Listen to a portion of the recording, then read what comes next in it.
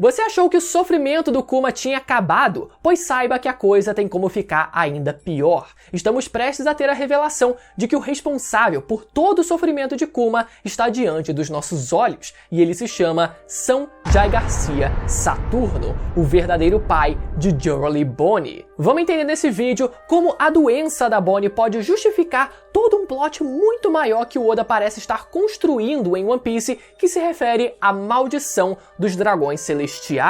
O aprofundamento na história dessa personagem tem sido tão forte que ela chegou a se tornar a mais nova candidata à próxima Mugiwara. Será que isso faz sentido? Vamos falar sobre isso nesse vídeo também. Se você quer entender essa história toda, então fica até o final que você vai sair desse vídeo sendo o próximo a gritar que o Oda é um gênio. Eu tenho total certeza disso. Então, antes da gente começar, lembra de abusar do botão do like aí embaixo e vem fazer parte do meu bando, se inscrevendo no canal e ativando o sininho para sempre saber quando tiver vídeo novo, beleza? E antes da gente começar, eu quero lembrar que esse é o último dia que eu estarei com esse boné de mestre Pokémon na cabeça, e vocês sabem o que isso significa. Significa que se você quer ter o seu próprio canal no YouTube sem precisar sair de casa e sem precisar aparecer, as vagas para o meu treinamento YouTube Masters encerrarão hoje à meia-noite. O meu canal que ficou estagnado por 3 anos seguidos, mas que a partir de 2020 eu tomei uma decisão muito simples que fez o meu canal começar a disparar e hoje ser um dos maiores canais do nicho de animes e mangás do Brasil. Então, não foi sorte, eu fiz algo que fez diferença para que o meu canal voltasse a crescer e continuasse crescendo até hoje de forma consistente e em números que poucos canais do meu nicho conseguem ter. Foi dessa forma que eu consegui alcançar um patamar no meu trabalho e na minha vida que eu nunca pensei que fosse possível para mim. Então, se você quer isso para sua vida também, eu guardei todo o meu tesouro em um só lugar. Se vocês quiserem, é só vocês irem pegar no link da descrição e no comentário fixado, lembrando que encerra hoje, segunda-feira, à meia-noite. Vimos então, galera, que Ginny, a companheira de Bartolomeu Kuma, foi sequestrada pelo governo mundial, forçada a se casar com um Tenryubito e tendo uma filha chamada Jolie Bonnie. Ginny contraiu uma doença mortal em que o seu corpo se tornava uma pedra semelhante a uma safira ao se expor à luz do sol, e que essa mesma doença foi herdada por sua filha Bonnie. Mas um detalhe muito interessante nessa história toda é a identidade do verdadeiro pai de Jolie Bonnie. A princípio, a gente poderia pensar que esse seria um Tenryubito qualquer, mas existe uma chance muito grande dela ser filha do próprio Gorosei Saturno. Isso porque, na astrologia, o significado do nome Safira, além de ser uma pedra preciosa de cor azulada, essa pedra também é referida como a preferida de Saturno. Então sim, Saturno provavelmente seria o pai legítimo da Bonnie, e isso seria uma forma muito inteligente do Oda conseguir fechar todo o cenário que a gente está vendo acontecer na ilha de Egghead. Saturno, nesse exato momento, está segurando e esmagando a sua filha Bonnie com as mãos, mas por outro lado, o seu pai adotivo parece estar prestes a entrar em cena para salvar a sua filha. O robô do século perdido foi despertado, e se a nossa teoria estiver correta, a atual consciência implantada naquele robô seria a do próprio Bartolomeu Kuma. Se isso for verdade, galera, isso faz a gente pensar que os Gorosei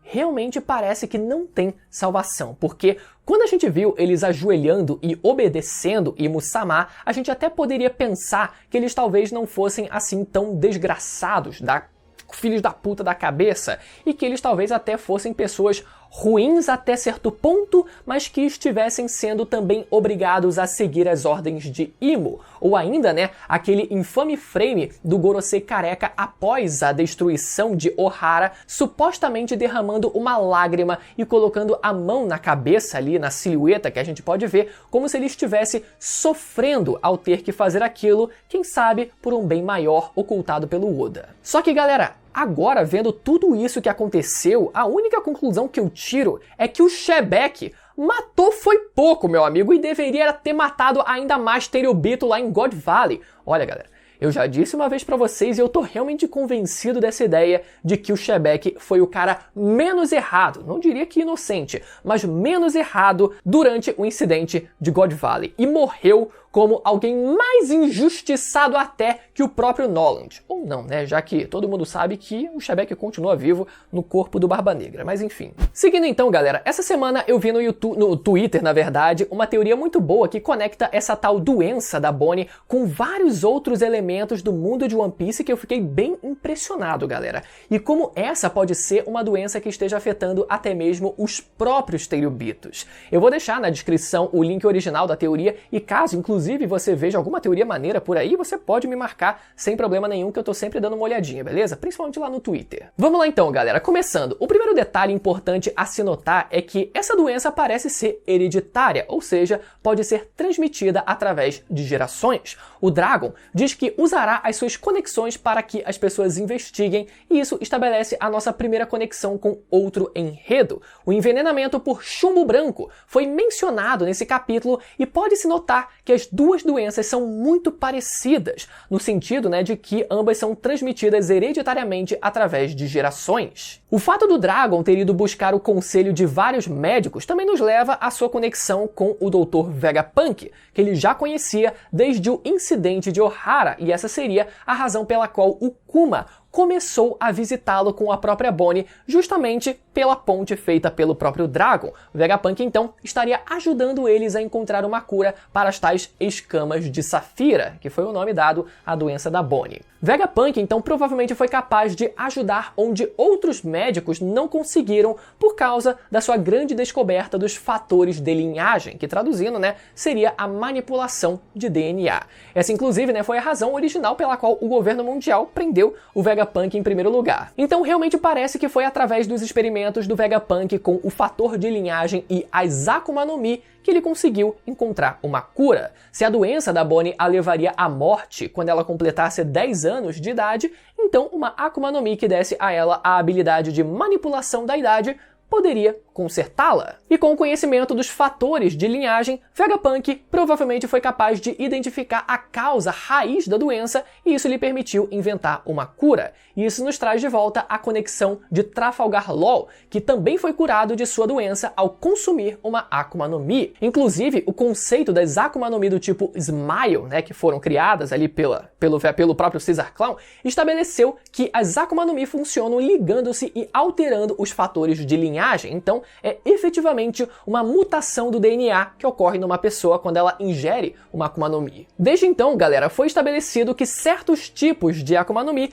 podem ser replicados usando amostras de sangue, diga-se, né, DNA do usuário atual. Essas amostras podem então ser usadas para sintetizar uma substância conhecida como sangue verde, que vimos, né, ser usado para acumar os novos pacifistas, que são chamados de serafins. E isso nos leva ao motivo pelo qual os dragões celestiais estavam usando a Bonnie. Como ela conseguiu sobreviver à doença da escama de Safira, eles estariam tentando usar o sangue dela para criar uma cura para si mesmos. Pode ser que a cicatriz, inclusive no rosto do Gorosei Saturno, seja o resultado de uma tentativa de remover essas tais escamas de Safira em busca de uma cura. Se a gente for reparar, a sua cicatriz se encontra na exata mesma posição onde se encontrava o foco da doença no rosto da Bonnie, sendo bem ali do ladinho dos olhos. A única diferença é sendo, né, do lado oposto ao rosto.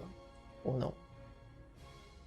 Tá certo. As safiras, galera, são mais frequentemente associadas à cor azul, mas na verdade elas podem ter várias cores, incluindo a cor verde. Isso poderia ser considerado para mudar as propriedades do tal sangue verde, né, criado ali pelo Vegapunk, nesse caso alterando para o que a gente poderia chamar aqui de sangue safira, que, né, também tem coloração esverdeada, que seria a chave para curar a doença da escama de Safira. Então, os dragões celestiais estariam usando a Bonnie na tentativa de desenvolver uma cura para si mesmos. Mas de onde vem a doença escama de Safira? Nisso, Skypiea, mais uma vez, pode conter algumas pistas pra gente. Xandora, galera, sofria de uma praga conhecida como febre das árvores. Na verdade, isso foi causado por árvores infectadas, mas as pessoas acreditavam que era uma maldição de Deus causada pela desobediência dos próprios seres humanos, no caso, né, dos seres alados. Pode ser uma coincidência, mas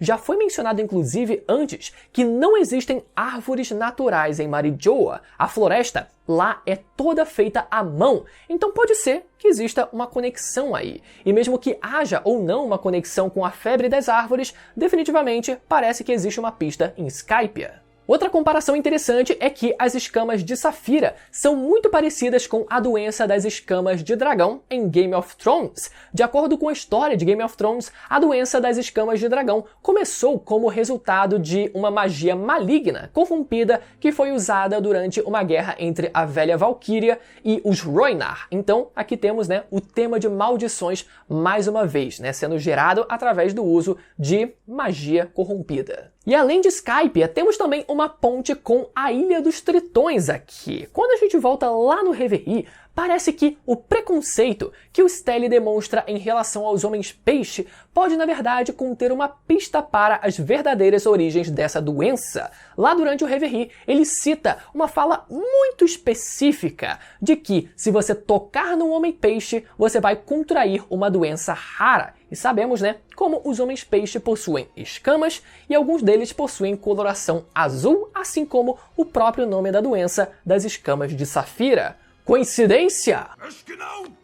Talvez, inclusive, não seja uma coincidência que a Bonnie inconscientemente mencione que um dia deseja ir para uma Ilha do Céu e também para a Ilha dos Tritões, ao discutir, o livro de histórias da Bíblia com o Kuma. Lembra que finalmente, a gente tem o livro sendo aberto e mostrando mais ou menos o que tinha ali, dentro daquele livro. Como podemos ver, também pela capa, esse parece ser um livro que retrata o deus do Sol Nika como uma divindade a ser venerada. E sabemos também como Skypiea e a Ilha dos Tritões são ilhas e reinos que se conectam diretamente com o Joy Boy do passado. Então pode ser que a fala do Stelly não tenha sido tirada do nada. Sempre tem alguma origem, mesmo que tenha sido distorcida ao longo do caminho. E que talvez haja uma conexão genuína entre a Ilha dos Tritões e a origem das escamas de Saphira. Esse pode ser o resultado de uma magia maligna tendo gerado um efeito colateral no próprio Gorosei Saturno, assim como as escamas de dragão em Game of Thrones. Não é à toa que uma das inspirações para a Akuma no Mi do Gorosei Saturno seja o Yokai Ushi Oni,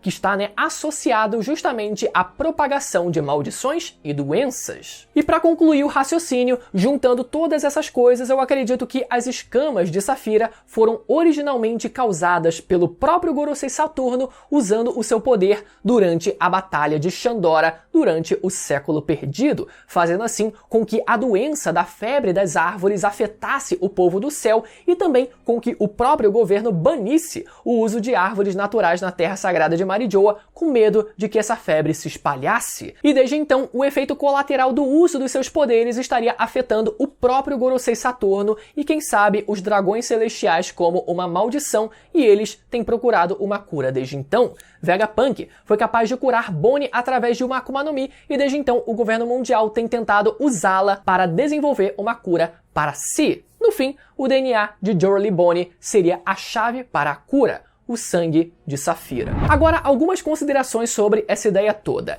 Esse plot, galera, faria com que o Oda ele tivesse um prato cheio para que o Chopper tivesse um destaque enorme durante o arco final e ter o seu maior feito como médico dos Chapéus de Palha. Chopper seria aquele que conseguiria desvendar uma cura e aplicar essa cura salvando a vida daqueles que mais destroem a vida de outras pessoas. Afinal, o papel de um médico sempre foi curar e não julgar o seu paciente. E qual o desafio maior se não julgar aqueles, que mais julgam os outros? Outra coisa, galera, é que talvez a roupa de astronauta usada pelos Tenryubitos talvez não seja só para que eles não respirem o mesmo ar impuro daquele mundo, mas sim para proteger o corpo deles de uma exposição completa à luz do sol. Mas ao mesmo tempo, galera, essa teoria também tem alguns problemas. Por exemplo, pode ser que nem todos os Tenryubitos carreguem essa doença, já que já vimos vários Tenryubitos, como a família inteira do Doflamingo,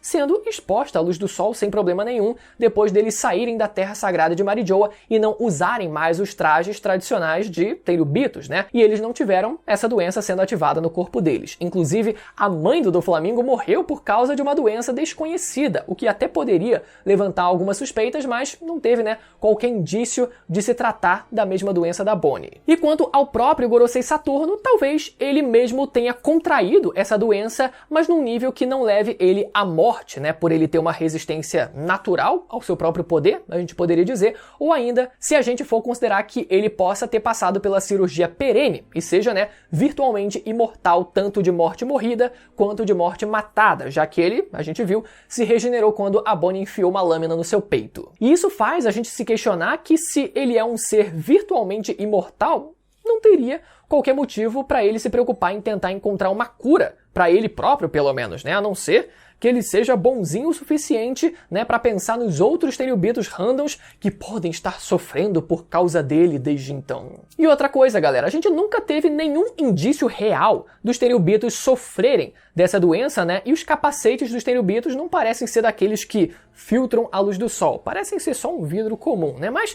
tudo bem, isso não impede o Oda de seguir por esse caminho e ressignificar algumas coisas lá e cá para que todos esses elementos consigam se conversar nesse grande plot final. E sobre a possibilidade da Bonnie chegar a entrar no bando, galera, ela definitivamente segue o primeiro critério que todo Mugiwara precisa seguir. Ela é uma personagem com um passado extremamente sofrido, mesmo que parte desse sofrimento, né, tenha sido carregado pelo próprio Kuma. Mas por outro lado, o seu sonho de infância de poder conhecer a Ilha dos Tritões e a Ilha do Céu, e uma Ilha do Céu no caso, já foi, né, pelo menos parcialmente realizado, ou provavelmente já foi. Porque a Ilha dos Tritões a gente sabe que é o local de passagem para todo mundo que almeja seguir para o novo mundo. Mas, ao mesmo tempo, pode ser que ela não tenha tido a mesma sorte de ter conhecido uma Ilha do Céu durante a sua vida, né? E quem sabe, se Laugh Tale estiver presente numa Ilha do Céu, como algumas teorias inclusive sugerem e que eu já trouxe aqui no canal,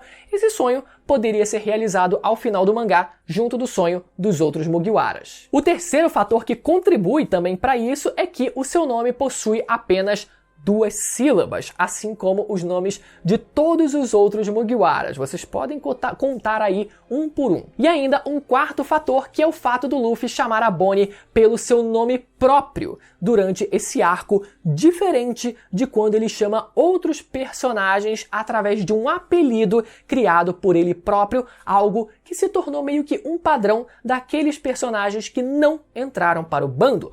Torao, que é o Trafalgar Law, Yamao, Yamato, no fim, nenhum desses, por exemplo, entrou para o bando, mas com a Bonnie pode sim ser diferente. Ela é uma personagem com uma vibe bem parecida, diria que relativamente parecida com a da Yamato, mas eu particularmente acho que ainda falta uma catarse maior por parte da personagem na linha do tempo atual da história, porque por enquanto todo o grande peso da personagem continua concentrado no seu flashback, né? Na linha do tempo de agora, ela ainda entregou muito pouco para ter alguma chance real de entrar no bando, né? Atualmente, para alguém entrar no bando, precisa ali de um momento grandioso, não pode ser qualquer coisa, né? Mas dependendo do que vem por aí, pode ser que o Oda entregue esse momento pra gente, né? Eu não duvido do homem. E passe, né, a fazer sentido uma possível entrada dela no bando. Vamos esperar pra ver. Como sempre, eu quero saber o que vocês acham disso tudo aí nos comentários, se faz sentido ou não a Bonnie entrar no bando, ou até o momento vocês ainda iriam preferir a Yamato, né? Inclusive fazia tempo que a gente não migrava para o próximo Mugiwara da vez que todo o arco tem, né? Deixa aí nos comentários e lembrando que hoje à noite acabam as inscrições para o YouTube Masters, então essa é a sua última oportunidade de garantir a sua vaga. Depois disso, acabou. Link na descrição e no comentário fixado. E eu agora posso finalmente tirar o meu bonezinho e o cabelo agora vai estar todo amassado.